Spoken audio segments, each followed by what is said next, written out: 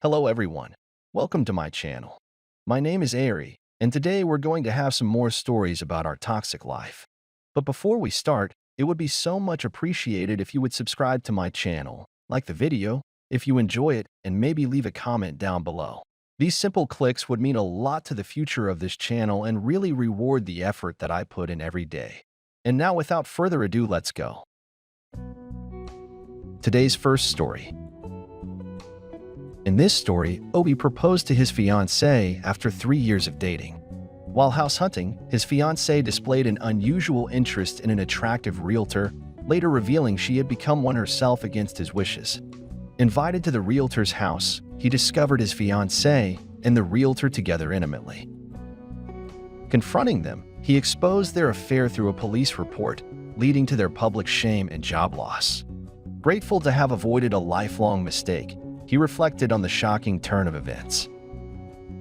Now let's get into the story. I, 34 male, was dating my fiancée, 32, for 3 years before I proposed.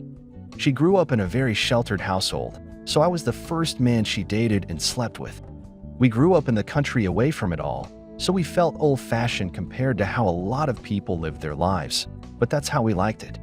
Our families were proud, and there wasn't any drama. After she said yes, we started looking for a house to buy.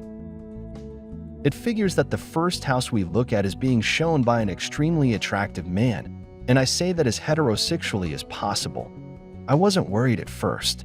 I thought my wife to be loved and respected me, but when I saw the way she looked at this stranger, it was like she saw all the future possibilities if she married him instead. She asked him lots of questions about his personal life and seemed completely intrigued that life brought them together. I felt left in the dust. This couldn't have been all in my head. She wasn't just being friendly. When we left the house tour, I asked her what that was all about, and she played dumb. She acted like I didn't just see her flirting with this guy, like her life depended on it. I told her what I saw, and she said I must be an extremely jealous person to have seen something that wasn't happening. Well, I told her we weren't buying that house because I didn't like that guy, and I wasn't comfortable with her seeing him ever again. Since that day, she started asking me more questions about her appearance and what my goals were in life. I think she started wondering if I was good enough to be with her. She started talking about how great it would be to make as much money as a realtor and to be able to be dressed up and just show houses seemed so easy. I told her I didn't want her to work at the same realty place as that guy. Little did I know, she was already texting him and applying to the company. 2 weeks later, she told me she was hired as a bank teller. She started going to work each day, and I didn't even go to the bank. She was supposedly working at until a week after she started. I later on figured out that she wasn't there. I called her to see where she was, and she answered in a cheery voice. But when I told her I was looking for her at the bank, she panicked. She started stuttering and saying she was out to lunch, but I told her not to lie to me. I said I already went inside and no one knew who she was. She was speechless. She finally said I had to promise not to be mad, and she told me she actually became a realtor. Of course, she was working at the realty place I told her not to. Then, before I even admitted how mad I was, she told me we were invited to AP's house for dinner, the man that showed us the first house. I felt like I was losing my fiancée, and there was nothing I could do but play along. She swore they were only friends, and I didn't have any concrete proof otherwise. I wouldn't be able to divorce her without knowing I wasn't jumping to conclusions, so we went to his house. It was a bachelor's mansion, and it made me sick. There was another couple invited over, so at least it wasn't just the three of us, but he mostly spoke to my wife all night long. When I couldn't hold it anymore, I went to the bathroom, and when I came back out, they were gone. I asked the other couple where they went, and they sat outside, but they didn't look certain. I went outside and started speed walking around the house to find them, but I couldn't. I started yelling like a crazy person and felt like my woman shouldn't have put me in this situation. When I went back inside, I must have looked panicked. I think the girl felt bad for me because she said she saw them go upstairs. I took 3 steps at a time and found that only one bedroom door was locked. I banged on it, demanding to see my fiancé, and it was about 30 seconds until he opened the door. All he said was he was sorry old habits die hard when it comes to locking the door, but a few things crumbled his lie to pieces. First off, he had my fiancée's shade of lipstick on his lips. Her face was bright red, and she was trying to casually stand and hold her wine glass like she wasn't just caught in the act. P called for the other couple, as if he was upset with them for failing to guard the stairs like he asked, but it turned out they left. I walked into the room and sniffed around, even smelling my fiancée's neck. She held her breath, said I was being weird, and asked me if we could go back downstairs now. I ignored her and continued looking for clues. She stammered and said he was just showing her the space in his walk-in closets. I looked into her shameful eyes and asked how she had the nerve to lie to me, disobey me, and sleep with the guy I wanted her to avoid. At that moment, I knew she wasn't worth my commitment, as if all the things leading up to this weren't fishy enough.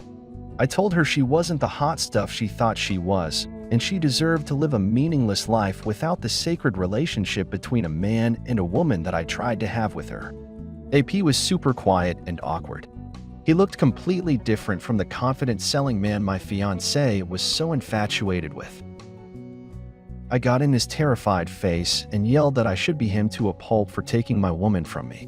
He was so scared of that happening that he already called the police to request an officer's presence. I left before they got there. AP didn't realize that by doing that, he provided me with a police report I obtained a copy of, where they each admitted they were having an affair and I caught them. I was able to use this to publicly shame them. They became the faces of sleazy salespersons you didn't want to trust around your own spouse. They lost their jobs and family support, while I dodged a lifelong mistake. It still freaks me out that she started an affair with the first attractive man she came in contact with as an engaged woman. Today's second story. In this story, a couple married for 18 years with grown twins sought to revive their intimacy by taking separate vacations. The husband discovered his wife was meeting someone from her past, leading to a confrontation and the revelation of her affair. He ended the marriage, finding support from his sons and friends. The wife's affair ended, and she regretted her choices, attempting to reconcile through emails. However, the husband had moved on with a woman. The story serves as a cautionary tale against cheating and highlights the possibility of rebuilding after betrayal. Now let's get into the story. My wife, 41, and I, 46, were married for 18 years when our close relation life ran out of steam. We had twins that were grown and attending college. When they moved out, I thought for sure our intimate life was going to get a boost. It did for a month. But then having intimate anywhere in the house at any time got boring. We read online that taking a friend vacation without your spouse is a good way to miss each other and crave intimacy. Friendly flirting can also help fuel the craving your partner has for you. I was skeptical of this, but it was the first time in a while I saw my wife so excited to do something. We started making arrangements for our separate vacations. For some reason, my wife and her friends decided to go to Colorado. On their tour schedule was the town where my wife grew up. As far as I knew, my wife didn't have a very positive childhood. I was surprised she wanted to go there and without me. I decided my friends and I would go to Wyoming. I always wanted to visit Yellowstone National Park. After the tickets were bought, my wife started texting on her phone a lot. I didn't want to bug her. I was pretty sure she was just making arrangements and chatting with girls about the upcoming vacation. I texted my friends about it, of course. We just didn't have as much to say. I asked my wife for a copy of their itinerary, and she was caught off guard by my request. She said she would have to edit it because she mixed up the dates on the first draft. Once she fixed it, she gave me one of the printouts. It was a bunch of girly activities like yoga, shopping, yogurt treats, hiking, and restaurants. Well, fast forward to 3 days into our 6-day vacation. I missed her a lot. I was having fun, but suddenly 6 days felt like way too long. To make matters worse, my wife stopped responding to me. It really made me worry. I told my friends about it, and they, of course, told me to just relax and enjoy my time away in a new place. I did, for another day, but my wife was responding really weirdly to my texts. It was like she didn't care what I had to say and only responded because she had to. I felt terrible and I was worried. My wife's itinerary placed her group at a restaurant that night for dinner, exactly 6 hours away from my friends and I. I started driving there at 1 p.m., so I'd get there by 7. When I got there, I found all of my wife's friends. They were shocked to see me. I asked them where my wife was and they told me the worst news ever. She left them to meet up with someone else. I collapsed onto one of the chairs by their table and they offered me even more information. They said she'd been on her phone until this morning when she left before anyone woke up. She only texted them to say she wouldn't be back until late. I asked if she said anything else about who she was meeting or where she was going. Finally, one of her friends gave me a tiny piece of paper. She said it was for safety reasons because my wife didn't want to go somewhere without someone knowing it was an address. This friend added that my wife didn't want her to tell anyone, especially not me, where she was going. And this was only if she didn't come back in time for the flight home. Seeing as I showed up unexpectedly and concerned, this friend was persuaded to tell me the truth. I thanked her and ran out to my car. She caught up to me and asked if she could tag along. I agreed. I needed someone else to balance out my panic. Her name was Jade, and she told me about her family's hobbies and work. It was a great distraction, but as soon as we got to the address, I was worried again it was someone's house. There weren't any cars in the driveway, but it was only 8 p.m. Just before 9 p.m., a car pulled into the driveway. A man got out of the driver's seat and my wife got out of the passenger seat. I got out, followed by Jade, and called out, "Hey, honey." She jumped and turned to see me. Her mouth was hanging open, and she was infuriated. She immediately asked what I was doing there and why I was with Jade. I told her she came with me for emotional support because I wasn't sure what I was going to find. I looked at the man I had never seen before and asked who he was. He boldly said he was my wife's lifelong friend and new lover. I punched him in the face. My wife screamed and got closer to him. She yelled that he didn't know we were married. I asked her whose fault that was. He didn't know because she didn't want him to know. I asked if she planned for this the whole time, and she refused to answer me, even having the nerve to say I shouldn't be there. She looked at Jade and blamed her for being a snitch. I stepped in and said she only told me because she shared my concern and I drove 6 hours to find her. This trip was supposed to renew our intimacy and give my wife a chance to miss me as she thought fondly of us. But instead, she used this time to meet up with a man from her past. I told her she wasn't welcome back at her home and we were over. I trusted her to remain loyal and use this time to benefit our relationship, and she chose to destroy it. I couldn't believe it.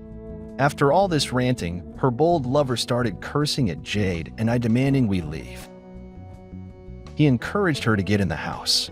She made eye contact with me for no more than 4 seconds before saying she was sorry and following him into the house.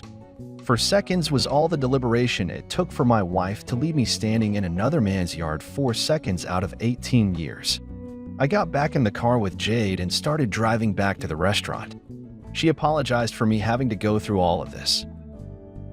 She said she wanted to keep me company when I got home if that was okay, and I graciously accepted. After she got back to her car, I started the long car ride home. I called my twin sons and guy friends to tell them what was going on. They were extremely sympathetic and flocked to my side for emotional support. 3 weeks after I got home, Jade was visiting me at least twice a week. I appreciated her a lot, just as much as I appreciated my sons and friends because they continued checking up with me over the phone or in person. My sons told me they could never see Mom in the same light again. They kept in touch with her over the phone, but they dedicated themselves to their college studies and didn't consider changing their lives to help her in any way. One of my wife's mutual friends told Jade that her AP dumped her after 4 months for being too clingy. That had to hurt so bad.